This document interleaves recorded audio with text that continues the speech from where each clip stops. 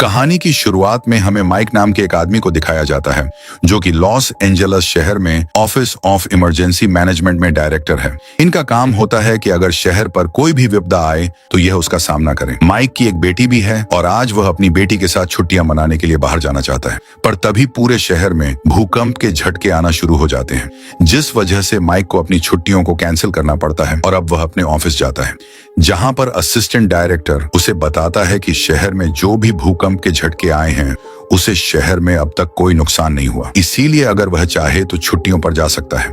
लेकिन माइक खुद सब कुछ चेक करना चाहता है। उसे पता चलता है कि भूकंप के झटकों की वजह से एक जगह गैस पाइपलाइन टूट चुकी है। शहर में एक जगह सबवे का काम चल रहा होता है जो बहुत वक्त से चल रहा है, जिस वजह से शहर के लोग परेशान हैं और अब वहां पर जो वर्कर्स होते हैं वह देखते हैं कि नीचे से पीले रंग की गैस बाहर निकल रही है और यह भी भूकंप के झटकों की वजह से हुआ है। एक वर्कर नीचे फंसा हुआ होता है, उसके साथ ही उसे बाहर निकाल लेते हैं, लेकिन वह देखते हैं कि वह बुरी तरह से झुलस चुका है क्योंकि अंदर बहुत ज्यादा गर्मी थी। माइक को इस बारे में पता चलता है, इसीलिए खुद वो उस जगह पर पूरी सिचुएशन को समझने के लिए पहुंच जाता है, जहां पहुंचकर उसे पता चलता है कि नीचे कई वर्कर्स की मृत्यु हो चुकी है और अब वो सबके काम को रोकने के लिए कहता है। लेकिन सबका काम खत्म करने का जल्द से जल्द गवर्नमेंट की तरफ से इन सब लोगों के ऊपर प्रेशर होता है, क्योंकि इसकी वजह से लोग बहुत परेशान हो रहे होते हैं। ये एक ट्रेन का सबब है, इसीलिए इस पूरे प्रोजेक्ट का जो चेयरमैन होता है वह कहता है कि मैं इस काम को नहीं रोक सकता। माइक कहता है कि हमें आसपास की ट्रेन्स को भी रोक देना चाहिए। नीचे अंडरग्राउंड क्या हो रहा है हमें कुछ नहीं पता, लेकिन चेयरमैन उसकी बात नहीं मानता और अब जो भी लोग सबवे के अंदर मारे गए थे उन सब की बॉडीज को फॉरेंसिक लैब में भेजा जाता है और जब डॉक्टर उनकी बॉडी को चेक करती है तो उसे पता चलता है कि इन सब की मृत्यु गैस की वजह से नहीं बल्कि गर्मी की वजह से हुई है।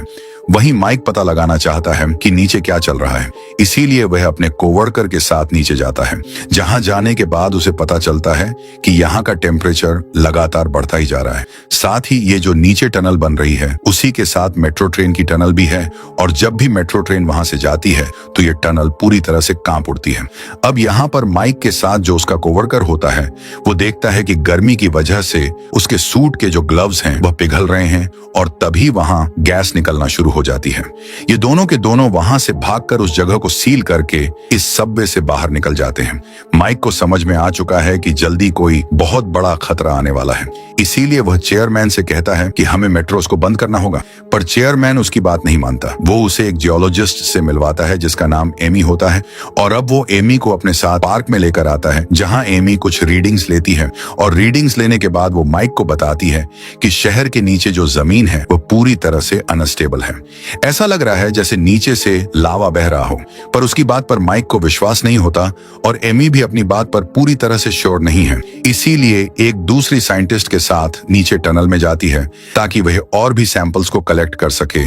और अब जब वह नीचे टनल में होती है तभी उसे एक जगह दिख जाती है जहां पर पीली गैस के निशान होते हैं और जब वो वहां से सैंपल ले रही होती है तभी एक बार फिर से भूकंप आता है, जो कि इतना तीव्र होता है कि पूरे शहर की लाइट चली जाती है और एक मेट्रो ट्रेन जो चल रही होती है वो पूरी तरह से अनस्टेबल हो जाती है और टनल में उस ट्रेन के आगे आगे पत्थर गिर जाते हैं जिससे उसका रास्ता ब्लॉक हो जाता है। उसके अंदर कई सारे पैसेंजर्स हैं, साथ ही एमी जो एक दूसरी साइंटिस्ट के साथ है। भूकंप आने की वजह से एमी की जो साथी होती है वो नीचे गड्ढे में गिरने वाली होती है जो कि बहुत ही गहरा है। इससे पहले कि एमी उसे ऊपर खींचती, वह देखती है कि नीचे से आग की लपटें ऊपर की तरफ आ रही है जिसमें उसकी साथी मारी जाती है। एमी किसी तरह से अपनी जान बचाकर बाहर आ जाती है। वहीं माइक भी अपनी बेटी को लेकर यहाँ से सुरक्षित निकलना चाहता है और जब वह अपनी बेटी के साथ गाड़ी में होता है तो सड़क के नीचे जो सूअर पाइप होता है उसके ढक्कन अपने आप ही फटने लगते हैं और नीचे से आग के गोले बाहर निकलने लगते हैं। दरअसल ये सब कुछ लावे की वजह से हो रहे हैं। एमी ने जो कुछ कहा था वह बिल्कुल सही था।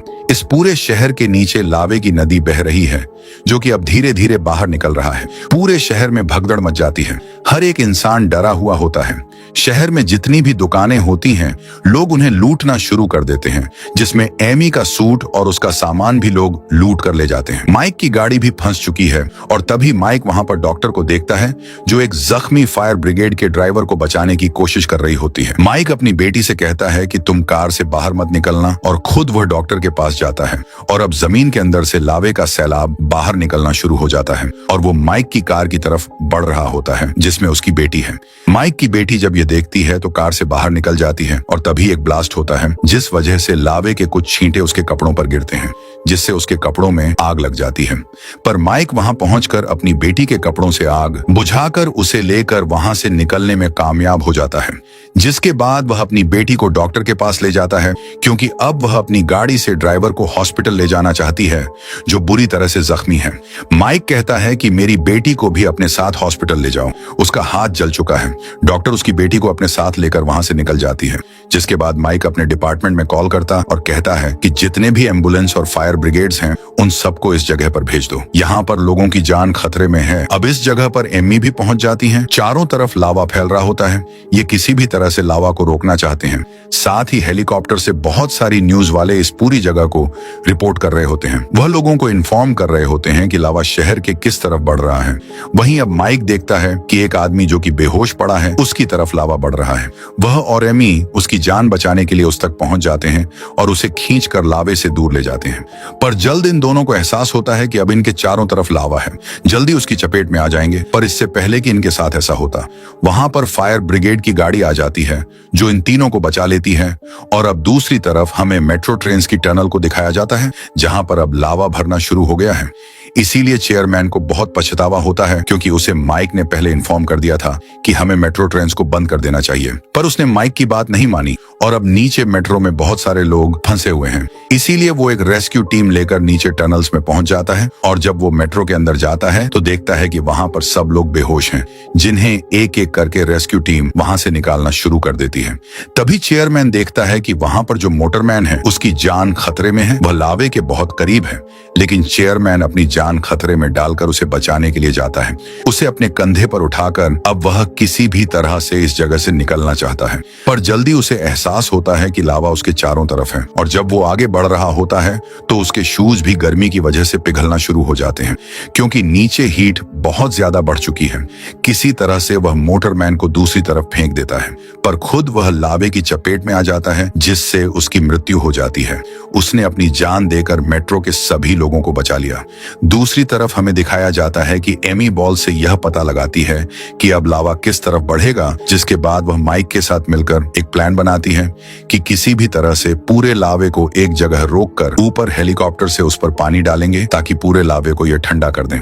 और अब ये अपने प्लान के मुताबिक सीमेंट के बहुत सारे बैरिकेड्स को लगाते हैं और जब लावा उनसे टकराता है तो वो एक जगह इकट्ठा हो जाता है, जिसके बाद बहुत सारे हेलीकॉप्टर से उसके ऊपर पानी डाला जाता है। पानी की वजह से लावा ठंडा हो जाता है और अब सब के सब बहुत खुश हो जाते हैं क्योंकि इन्होंने बहुत ही बहादुरी और दिमाग से लावे को रोक लिया। पर एमी को अब भी शक होता है। उसे पता है कि लावे को रोकना इतना आसान नहीं है।